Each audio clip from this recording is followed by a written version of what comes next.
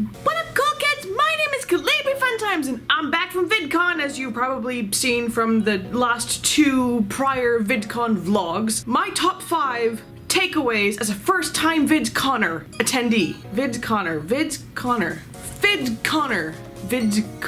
First-time VidConner? The android sent by Cyberlife went to VidCon? I don't know. I would highly recommend going to VidCon. I don't care how big or how small you are. There is something at VidCon that can benefit you and your channel. Today, I'm going to just sort of be giving you some of my personal reflections as someone who has never been to VidCon before. It is unlike anything I've ever been to. There is a lot to take in. A lot. You see this? This is a program of all the things that you can do. I just hope this top 5 takeaways will help you make a determination whether or not you'd like to go. Number 1, and these really aren't in any order of importance or significance, they're just thoughts that came into my head. When you decide to go to VidCon, pack comfortable shoes, and for God's sakes, bring a water bottle. You're gonna sweat a lot and you're gonna walk everywhere. It's a very active convention center. Don't wear heels. Just no. There is absolutely no reason why you need to wear high heels to a VidCon. There's no reason for it. Maybe your cosplay.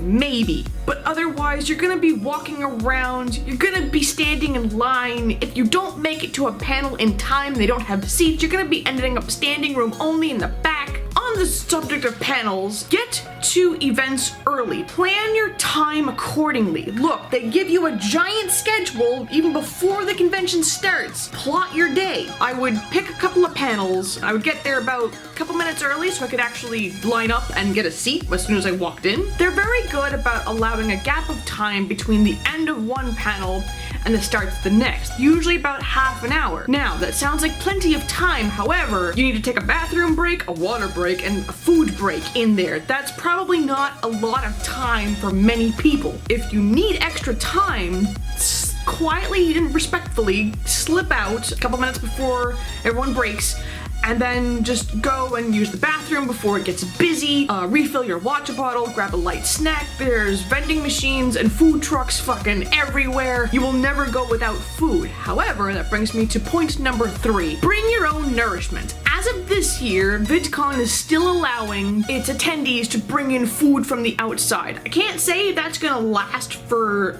rolling into next year, but if it does, bring some granola bars, bring a box of cereal, I don't really care, bring fruit, whatever you like, just nothing smelly. Don't bring goddamn tuna fish into a crowded convention hall for the love of all that is holy.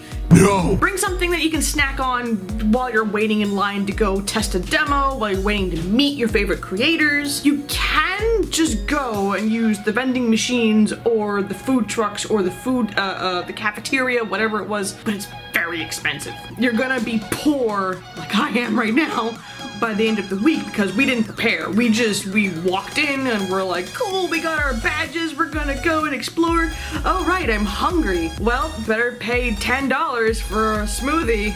Great. Which, by the way, delicious smoothie. I forget where it came from, but it was awesome. But the point is, you're gonna drop at least $10 on every meal while you're stuck in the convention center. You can come and go as you please, as long as you're wearing your wristband and your badge. You can do that. However, no matter where you go, if you don't plan ahead, it's gonna get expensive. Point number 4, I guess? Here's my recommendation. My recommendation is to save up your money. I bought Early Bird, the 2 badges for me and my husband. You know what? Fuck it. I forget what the prices are, what they're gonna be. They could change. But the longer you wait to buy your badge, the more expensive the passes are gonna be. Buy early, then you know you've got a whole year to start saving money. Set aside, this sounds like a lot, but hear me out.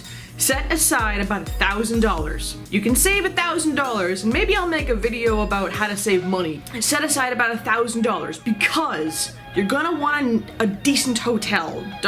Okay, my light just died. I'll just there you go. And if you've got family in the area, stay with them. But know that if they're not immediately in Anaheim, which for the past couple of years, it's been at the Anaheim Convention Center, which is up the street from Disneyland, and actually that's all there really is. It's a very touristy area, so what that means is that there's lots of people running around and therefore lots of traffic. If you can avoid it, do not rent a car. Get a decent hotel that's close to the convention center, and that way you can just walk everywhere. You don't need to rely on cars to get you from point A to point B. Anyway, my last and final thought about a first-time VidCon goer: meet new people. Get involved, talk to people, don't be shy.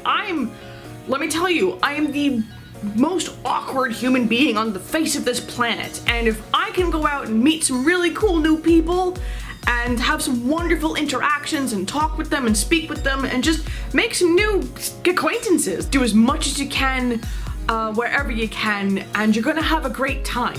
Additional thoughts for you: I chose a creator badge because I wanted VidCon to be an experience for me to learn how to grow as a creator, and it's going to be all about how to work together and learn from our peers and how to be a bigger, better creator. So the experiences are a little bit different. I didn't want to go as a fan, I wanted to go as a member of the creative community and learn how to be better on YouTube, which I have to give props once again, because I went to a panel with Roberto Blake, answered everything that I would have ever wanted to know about what it takes to be a creator on YouTube right now. That was my top 5 takeaways from VidCon 2018. I had so much fun, and I really hope that my takeaways as a first-time VidCon attendee will help you decide if you want to go next year. Anyway,